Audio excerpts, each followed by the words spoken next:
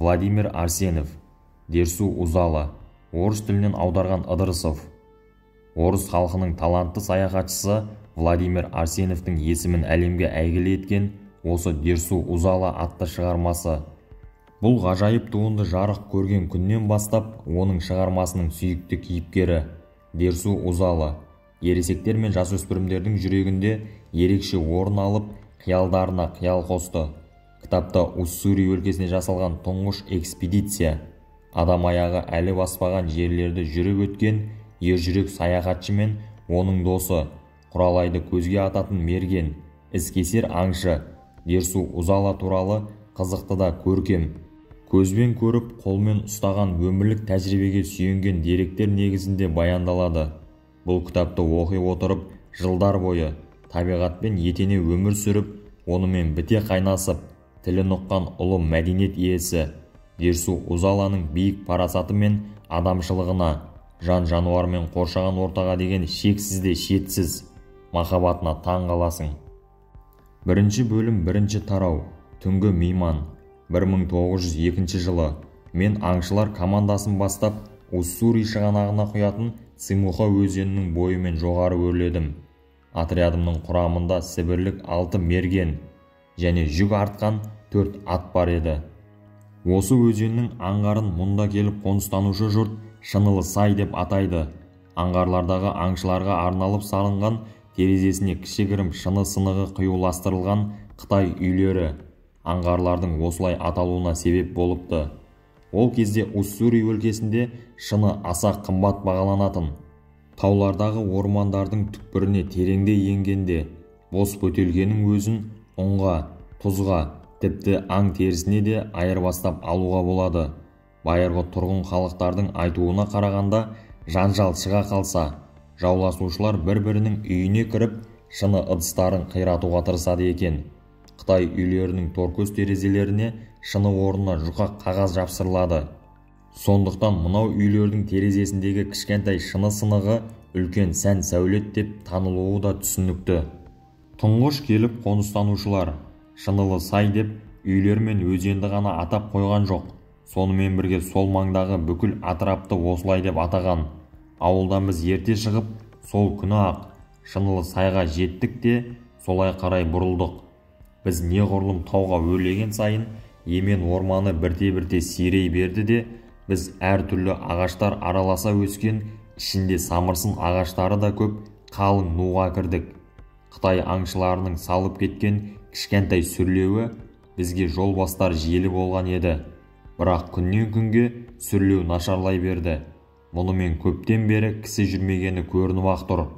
Сүрлеудің бетіне қалың шөп шығып, көп жерлерін дауыл құлатқан ағаштар басып қалыпты. Кешікпей біз оны мүлде жоғалттық. Үшінші күні кешке қарай тау жотасына жақындадық. Мен еш уақытта қас қарайғанша сапар шеккен емеспін. Ашық жарықта шатырларды тігіп, түнгі отын тасып алуға үлгеретіндей болып тоқтайтынмын. Мергендер қосты сайлап жүргенде, мен бос уақытымды пайдаланып, төңіректі шолуға шықтым. Мұндай серуендер кезінде менің үнемі ертіп жүретін серігім Алентьев болатын. Ол тамаша адам, әрі керемет аңшы еді. Күннің көзі көкжиектен жаңа ғана жасырынып үлгерген еді. Алтын арай сәулелері тау шыңдарын әлі де нұрландырып тұрған. Алқаптарда ымырт көлеңкелері пайда болғанды. Жапырақтары сарғайған ағаштардың ұшар басы бозғылт аспан аясында айқын бедерленіп тұрды. Біз аласа жотадан асып, көршілес қалың тоғайлы алқапқа келдік. Тау жылғасының кең, құрғақ арнасы оны көлденеңнен кесіп өтеді екен. Осы арада біз екеуміз айырылыстық. Мен ұсақ тасты қайраңның бойымен сол жаққа кеттім де, Алентьев оң жаққа тартты. Осыдан кейін 2 минут уақыт өтпей жатып ақ, кенет оның кеткен жағынан мылтық атылды. Мен жалт қарадым. Мен Алентьевке қарай тұра жүгірдім. Ол асығыс винтовкасын оқтап жатты. Бірақ қырсыққанда бір патрон ұңғысына кептеліп қалып, шаппасы жабылмай қойды. «Нені аттың?» деп сұрадым мен одан. «Сірә жолбарыс болар», деп жауап берді ол. Аң ағаштың басында отыр еді. Мен жақсылап тұрып, көздеп аттым. Мүмкін тиген де шығар. Ақыры кептеліп қалған патрон алынды. Алентьев мылтығын қайта оқтады да екеуміз сақтана басып, аңның жасырынған жеріне қарай аяңдадық. Құрғақ шөптің үстіне тамған қан әлгі аңның шынында да жараланғанын аңғартады. Алентьев кенет тұра қалып тыңдады. Алдыңғы жақтан біздің оң қанатымыздан қырылдаған дыбыс естілді. Қалың қырыққұлақ арасынан еш нәрсе көрінер емес. Жолымызды бөгеп үлкен ағаш құлап жатыр. Алентьев құлаған ағаштан енді аттап өтпекші болғанда, жаралаң одан бұрын қайрат қылып қарсы ұмтылды. Алентьев сасқаннан көздемей-ақ атып кеп қалды және дәл тигізді. Оқ аңның басына тиген екен. Ол ағаштың үстіне құлап түсіп, көлденеңнен асылып қалды. Басы мен алдыңғы аяғы бергі жаққа салбырап, артқы аяқтары ағаштың арғы жағына асылып тұрды. Аң тағы да біраз қалшылдап, тыпырлап, топырақты шайнай бастады. Сол кезде салмағы алдына қарай ауып, ол бірте-бірте ілгері сырғыды да аңшының аяғының астына көрсете түсті. Жергілікті ел барыс деп атайтын манжур ілбісін мен салған жерден-ақ таныдым. Мысық тектес бұл ғажайып аң тым ірі екен. Денесінің ұзындығы танауынан бастап құйрығына дейін өлшегенде 1,5 метрдей. Ілбістің терісінің жүні, бүйірлері мен арқасында тот тәріздес сарғыш, бауыры ақ, соның үстіне бүкіл терісі теңбіл-теңбіл қара шұбар. Бұл шұбар теңбілдер жолбарыс терісінің жолақтары сияқты қатарласа тізілген. Екі бүйіріндегі аяқтары мен басындағы теңбілдер ұсақ, әрі жаппай шұбар, ал мойын мен арқасындағы және құйрығындағы теңбілдер ірі-ірі, дөп-дөңгелек. Уссури өлкесінде ілбістер көбінесе осы жердің оңтүстік бөлігін мекендейді. Оның басты қорегі теңбіл бұғылар мен елік және қырғауыл еті. Бұл мейлінше сақ, әрі айлакер аң. Адамнан қорғанарда ілбіс ағаштың басына шығады да, осы халде селт етпестен тына қалады. Бұтаққа жабыса жатқан денесі бас жағынан қарағанда, бүйірден қарағандағыдай анық көріне қоймайтынын ол өте жақсы түсінеді. Өлген аңның терісін сыпыруға 1 сағаттан артық уақытымыз кетті. Біз қайтуға бет алған кезде ымырт түсіп кеткенді. Біз ұзақ жүрдік. Ақырында қостың оты да көрінді. Аздан соң ағаштардың арасынан адамдардың көлеңкесін айырдық.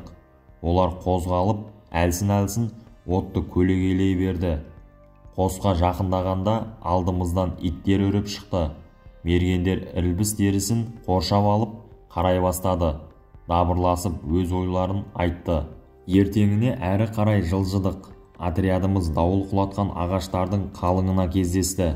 Тек кешке таман ғана әлдеқандай бір шың басына жеттік. Адамдарды, көліктерді тоқтатып, өзім төңіректі байқау үшін төбеге шықтым. Айналаны көргеннен кейін-ақ дереу күдікті ойдан арылдым. Біздің қазіргі келіп тұрған күмбез тәріздес тауымыз өзіміз іздеген тау торабының нақ өзі болып шықты. Мен отрядқа келіп қосылғанымда күн көкжиекке еңкейіп қалған еді. Сондықтан шөлдеп келе жатқан өзіміз үшін де, аттарымыз үшін де тезірек су бар жер іздеп табу керек болды. Таудан төмен түсерде бөктер алғашқы кезде жайпақ еді, кейін тік жар боп кетті. Аттар артқы аяқтарына шоңқиып, сырғанап түсетін болды. Аттарға артқан жүктеріміз алға қарай ауытқи берді. Ер-тұрмандардың құйысқандары, қосымша бел тартпалары болмаса, жүк аттардың мойнына ауып түсетін еді. Көп оралыс-бұралыстар жасауға тура келді. Дауыл құлатқан жуан ағаштар осы арада көп болғандықтан, бұл оралыс-бұралыстар оңай іс болған жоқ. Бұл ауысудан өтісімен-ақ бірден терең сайларға тап болдық. Ештеңе етпейді, бірдеме етіп түнеп шығармыз, десті мергендер. Бұл арада жыл бойы жатпаспыз. Ертең бұдан көңілдірек жерді де тауып алармыз. Бұл жерде аялдағым келмеп еді, бірақ амал жоқ. Шатқал түбінде тасқын су гүрілдеп жатты. Соған қарай беттеп келдім де, бір тегістеу жерді тауып, шатырларды тігуді бұйырдым. Адамдардың даусы мен балтаның тарсылынан тыныш орманның іші бірден жаңғырып кетті. Мергендер отын тасып, аттардың жүгін түсіріп, ер-тоқымдарын алып тамақ дайындауға кірісті. Бейшара аттарды айтсаңшы, айнала тастармен сұлап жатқан қопарынды ағаштардың арасында олар аштан аш тұратын болды. Бірақ мұның есесіне ертең дихандардың фанзасына жетсек, оларды әбден тойдырып аламыз ғой. Қосымызда бірте-бірте тыныштық орнай бастады. Шай ішкен соң әркім өз ісімен айналысып кетті. Біреулер винтовкасын тазаласа, екіншілері ер-тұрманды оңдап немесе жыртылған киімдерін жамады. Мұндай жұмыс бізде әрдайым көп болатын. Жұмыстарын бітірген соң мергендер бірімен бірі қойындасып, шинелдерін жамылып, қатты ұйықтап қалды. Орман ішінен от таппаған аттар қостың жанына келіп, бастарын тұқыртып, жусауға айналды. Ұйықтамаған Алентьев екеуміз ғана. Мен күнделікті дәптеріме жүрген жолымыз жайлы жазып, ол етігін жамап отырды. Түнгі сағат 10-да дәптерімді жауып, буркама орандым да отқа жақын барып жаттым. Кенет аттар басын көтеріп алып, құлақтарын қайшылай қалды. Сонан соң олар тынышталып, қайта жусауға айналды. Әуелі біз мұны онша елең қылмай әңгімелесе бердік. Бірнеше минуттай уақыт өтті. Мен Алентьевтен бір нәрсе сұрап едім. Ол жауап бермеген соң бұрылып қарасам, көзін оттың жарығынан қолымен қалқалап, біреуді күткендей әлде қайда қарап тұр екен. «Не боп қалды?» деп сұрадым мен одан. «Таудан біреу түсіп келеді», деді ол сыбырлап. Біз екеуміз де құлақ түре қалдық. Бірақ төңірек тегіс жым-жырт. Кәдімгі күздің суық түнінде орман ішінде ғана болатын тыныштық. Кенет жоғарыдан ұсақ тастар домалап түсе бастады. «Бұл сүрә аю шығар», деді де Алентьев винтовкасын оқтауға кірісті. «Ату керек жоқ, менікі адамдар», деген дауыс шықты қараңғы жақтан. Сосын бірнеше минуттан соң біздің оттың басына бір адам келді. Ол кісінің үстіне кигені бұғының терісінен тігілген шолақ тон мен шалбар. Басын бірдеңемен таңып алыпты. Аяғына кигені унты, арқасында үлкен дорба, қолында ескі ұзын бердеңкесі мен оның тіреуіш ашасы бар. «Аман ба, капитан?» деді келген адам маған қарап. Содан соң ол мылтығын ағашқа сүйеп, арқасынан дорбасын алды да жейдесінің жеңімен бетінің терін сүртіп, отқа жақын келіп отырды. Енді мен оны анық көрдім. Өңі қараңғыда, жасы 45-тер шамасында, шағын бойлы, төртбақ келген адам екен. Жергілікті халықтарға тән қоңырқай жүзді, бет сүйегі шығыңқы, келте мұрынды, көз бен қабақ бітімі моңғол тектес, аузы үлкен. Бейтаныс адам біздің өзіне қарағанымыздай бас аяғымызды шола қараған жоқ. Ол қойнынан темекі салынған кесетті алды да калянына темекі толтырып, үндеместен шылымын тарта бастады. Мен одан «Кімсің? Қайдан жүрсің?»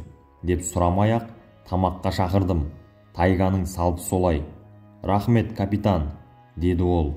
Менікі тіпті қарны ашқан, менікі бүгін тамақ ішпеген. Ол тамақ ішіп отырғанда да мен оған қарай бердім. Белінде аңшының пышағы ілулі. Сірә аңшы болуы керек. Қолдарын күс басқан, тілім-тілім тыртық. Мұндай тыртықтар тіпті бұдан да үлкендері бетінде де бар.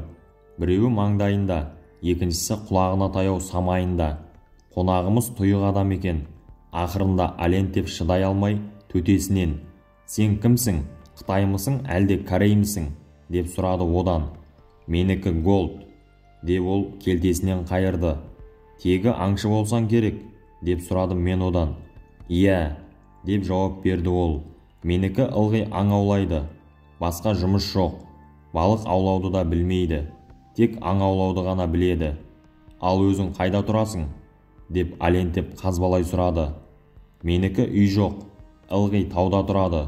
От жағады, шатыр жасайды, жата кетеді. Ылғи аң аулап жүрсе, менікі үйде жүргендей». Сонан соң ол бүгін бұға аулағанын, бір маралды атып жеңіл жаралағанын айтты. Жаралы маралды қуып келе жатып, біздің ізімізге кез болыпты.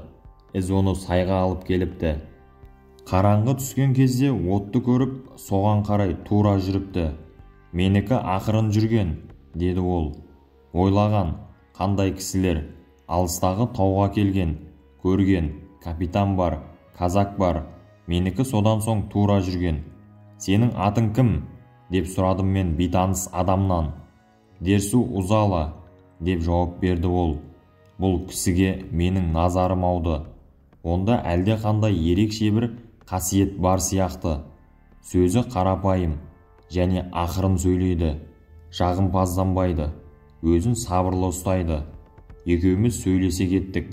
Ол маған өз өмірі жайлы көп әңгіме айтты. Менің бұл көріп отырған кісімнің, адам баласының алғашқы қауымының өкілі, өмір бойы тайгада тіршілік етіп келе жатқан аңшы екенін аңғардым. Ол мергендікпен күн көріп, атып алған олжаларын қытайларға айырбастап, темекі, қорғасын, оқ-дәрі алады екен. Винтовкасы оған әкесінен мұраға қалыпты.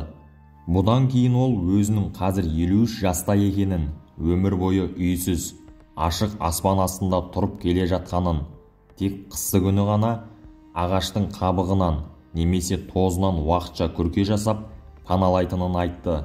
Оның балалық шағынан еміс-еміс есінде қалғандары өзен, күрке, от, әкесі, шешесі мен қарындасы ғана көрінеді. Бәрі әлде қашан өлген, деп Дерсу сөзін бітірді де терең ойға кетті.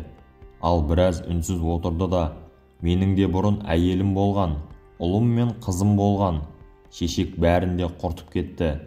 Менікі енді жалғыз қалған, деп сөзін қайта жалғастырды.